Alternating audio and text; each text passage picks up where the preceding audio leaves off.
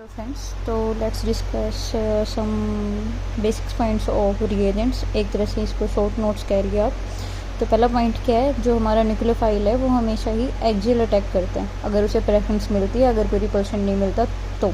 अगर उसे कोई भी रिपल्शन वगैरह मिलते हैं तो वो देन इक्वेटोरियल से करेगा, जैसे कि इस केस में है, इस एग्जांपल में यहाँ उसे जो अपर पोजीशन है, एक्सियल वाली पोजीशन, यहाँ पे रिपल्शन है, तो इसलिए उसने फर्स्ट अपना जो अटैक किया वो इक्वेटोरियल से किया। ठीक है, तो ये कुछ उसके एग्जांपल है। पहला पॉइंट क्या याद रखना है कि हमारा न्यूक्लियोफाइल हमेशा एक्सियल अटैक करता है प्रेफरेंस के अकॉर्डिंग।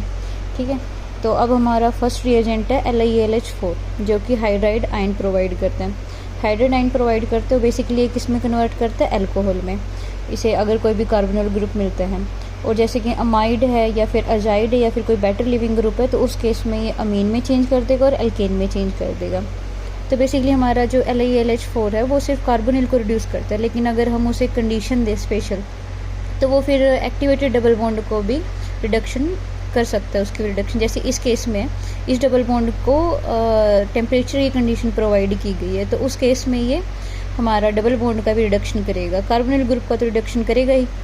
ठीक है, लेकिन अगर सेकंड पॉइंट क्या है, अगर हमारा LiAlH4 के साथ अगर कोई और भी इलेक्ट्रॉन विड्रॉइंग ग्रुप लग जाता है जो उसकी रिड्यूसिंग नेचर को कम कर देता है, तो उस केस में हमारा ये लेस रिएक्टिव होता है। लेकिन जैसे ही हमारी रिएक्टिविटी कम होती है तो कोई भी एजेंट वो ज़्यादा सिलेक्टिव होता है, तो तब उस केस में उस कार्बोनिल ग्रुप पे अटैक करेगा जो ज़्यादा इलेक्ट्रॉन डेफिशिएंट है। जैसे कि अगर हम एसिड और एल्डिहाइड में देखें तो हमारा एल्डिहाइड ज़्यादा इलेक्ट्रॉन डेफिशिएंट है एज़ कम्पेयर टू एसिड, क्योंकि एसिड के साथ OH है जो कि प्लस एम इफेक्ट भी शो कर सकता है। ठीक है, तो इसमें आगे हम आते हैं क्रैम्प्स रूल पे। क्रैम्प्स रूल्स क्या होता है कि हमारा जो न्यूक्लियोफाइल है वो कहाँ से अटैक करेगा, कार्बोनिल ग्रुप पे। तो जैसे अगर देखें हम क्रैम्प्स रूल्स में, जो हमारा अगर हम पोजीशन चेंज कर दे, जैसे लार्ज ग्रुप को अगर हम कार्बोनिल ग्रुप के एंटी ले आएँ, तो जो हमारे न्यूक्लियोफाइल का अटैक है वो हमेशा स्मॉल ग्रुप साइड से होता है।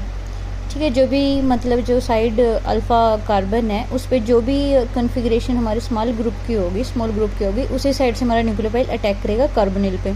ये हमारा क्रैम्प्स रूल।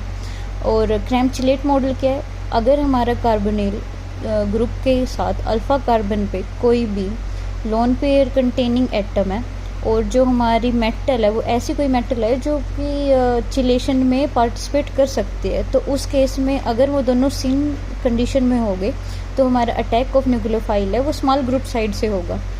ठीक है, और कॉर्नफोर्थ मॉडल में क्या होता है, ये होता है जब हमारा अल्फ़ा कार्बन पे, कार्बोनिल के अल्फ़ा कार्बन पे कोई भी हेलोजन ग्रुप हो, और हम हेलोजन को एंटी कर दें हमारे कार्बोनिल ग्रुप के, तो हमारा जो अटैक है न्यूक्लियोफाइल का वो स्मॉल ग्रुप साइड से होगा। ये एक तरह से आप ट्रिक लगा लीजिए कि भाई अगर हमें कार्बोनिल पे कोई अटैक करना है तो न्यूक्लियोफाइल किस साइड से करेगा।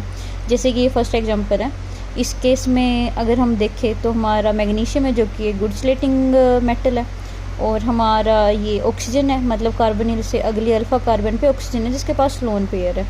तो अगर हम देखें और इसको अगर हम कार्बोनिल ग्रुप के सिन कंडीशन में लेके आएँ, इसकी पोजीशन चेंज करके, तो हमारा जो स्मॉल ग्रुप है वो राइट साइड है, मतलब अबोव द प्लेन है। तो जो हमारा न्यूक्लियोफाइल है जो कि इस केस में ब्यूटेन है, तो वो इस केस में हमारा अबोव द प्लेन आएगा।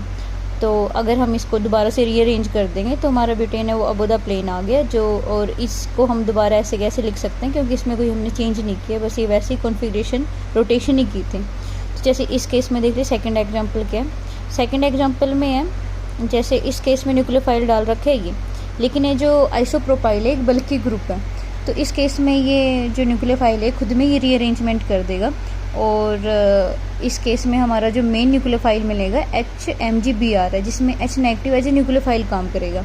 अब इस केस में अगर देखें हम तो कौन सा मॉडल लगेगा, क्रैम्प्स-चिलेट मॉडल लगेगा। क्यों? क्योंकि नाइट्रोजन है जिसके पास लोन पेयर है अल्फ़ा पोजीशन पे, और हमारा H नेगेटिव न्यूक्लियोफाइल है जो कि मतलब स्मॉल न्यूक्लियोफाइल है जो अटैक कर सकते हैं, और हमारा स्मॉल ग्रुप साइड और सिन पोजीशन में है। तो यहाँ पे हमारा स्मॉल ग्रुप किस पोजीशन पे है, कॉन्फ़िगरेशन क्या है इसकी, अबोव द प्लेन।